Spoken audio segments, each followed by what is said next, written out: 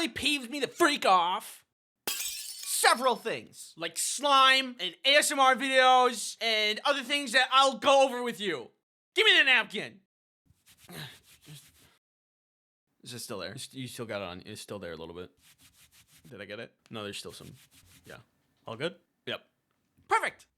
Pet peeves. The things that, no matter how mundane, peeve you off. They just peeve you. I consider myself a go with the flow kind of guy, but sometimes there's just a couple things that really peeve me off.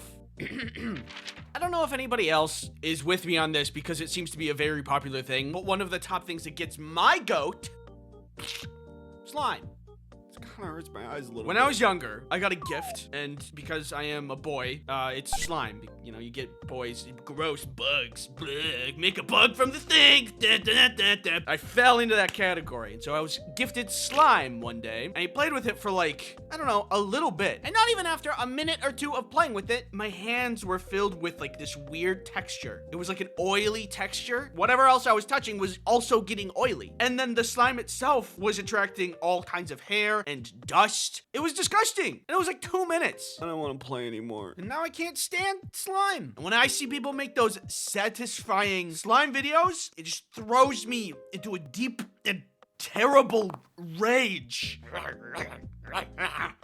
Anytime I see it, I just think of like sticky hair and oily texture. I don't know what's going on in my brain that makes me mad, but when I see it, it makes me mad. I get angry. I don't like slime. And besides, I'm more of a moon sand kind of guy anyway. Is it not just the better of the two? Would you rather play with soft, silky, beach-like sand or icky, oily, gross, sticky booger snot toy?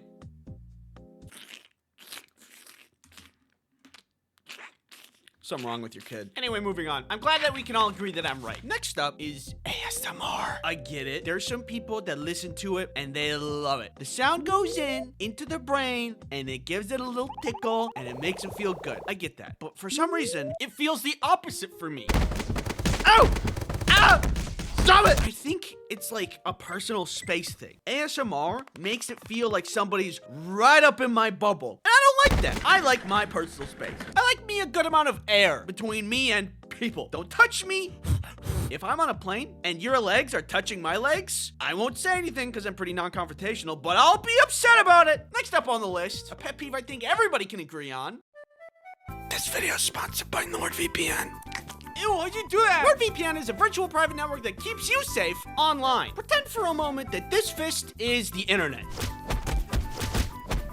You're pretty good there. But with NordVPN, you can protect yourself from malicious ads, nasty malware, and that ominous floating fist from earlier. Not to mention all those pesky trackers trying to collect your precious data. You can also install NordVPN on your phone, your tablet, Bob's phone, Bob. Anywhere that you need additional protection. Use promo code Ice Cream Sandwich to get NordVPN's 2-year plan plus 4 additional months for free. It's risk-free with Nord's 30-day money-back guarantee. Thanks NordVPN for sponsoring this video. There's another thing that peeves me off that I'm tired of being quiet about, and something needs to be said. One moment. Look at these two burgers. Observe how easy it is to eat this regular-sized normal burger. See? Relatively easy. Now try this. It's messy. It's bigger than your mouth. It falls apart easily. Isn't that the worst? It's okay. I've been there, buddy. I don't like food that I physically have to crush with my hands to be able to eat it. I think there should be a law that prohibits burgers from being bigger than the average human mouth size, which is about 2.2 inches, which is around the width of 3 human fingers. Take your fingers out of your mouth. Would you be excited to eat a hot dog that required you to unhinge your mouth to eat? I don't think so. I think the rule of thumb is if your burger needs a stick to stay together, maybe it's time to go back to the drawing board. People who say short instead of average height, like people are tall or short, and somehow there's no room for average. What, you're always hot or cold and there's no warm, fast or slow, full or hungry, day or night? Is your world so rigid that you are bound by the rule of black and white? Will you give no time for the brilliance of the sunset to dance on the stage of the horizon? I'm 5'9" and that's short to you? It's average. Imagine what house you could build with hundreds of millions of dollars. Beautiful marble, gorgeous statues, water features. With that much money, you should be able to make something really amazing with a lot of good taste. Well, I found a place that's somehow the opposite. I was on Zillow trying to find the most expensive place to live in New York. No, I am not procrastinating. It's important. Research. Anyway, I found this one. Look at how unfinished it looks. It looks bad. Can you guess how much this mansion costs? $125 million.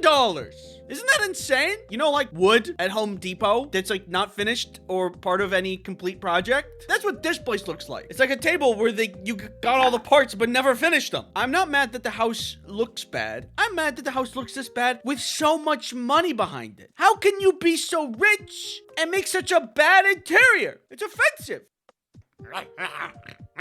Let's put this into perspective. Rich people can buy crazy things like F1 fighter jets and racetracks and probably a scrying orb. But then they go and get this. It just doesn't add up, and it makes me pretty mad. Like, if you're gonna have a bad house, it should at least be cheap.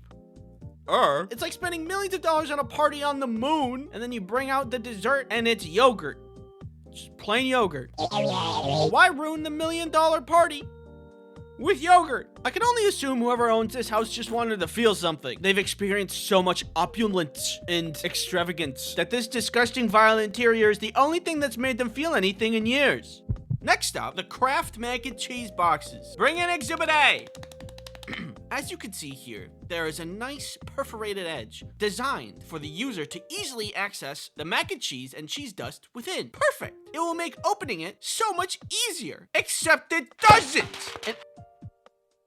And every time I want a bowl of mac, I end up just crushing the box and I feel stupid. Okay, here I go.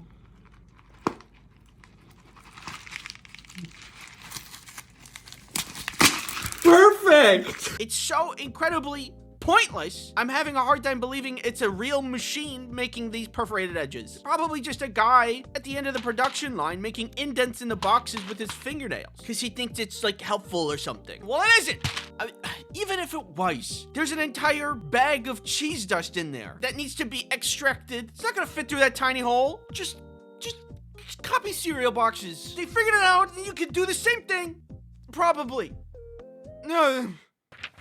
There's this thing that gets my goat so bad. When I'm on a walk with Rhea and we're having a great time, I'm taking in the nature, she's sniffing around, we come across a lawn that she's already been walking in with a tiny little, usually green, sign that says, "This lawn has been chemically treated. Keep children and pets off until dry." Why is that sign so small? Tiny. Clearly, the chemical that is treating the lawn is harmful to pets and children. Otherwise, why would there be a sign? So, when something is harmful, why is the sign so tiny? This little contradiction, it never, like, why is it also green, which blends into the grass? The issue arises when I don't notice it until Rhea's already been in the lawn sniffing around. Clearly, the solution is to have several signs, have a little skull and crossbones on it, and then, like, string together some pink string between each sign surrounded the treating area. Imagine you had to store some nuclear waste from a nuclear power plant. All right, we need to keep this away from the public. It's harmful nuclear waste. So what should we do? I have just the plan.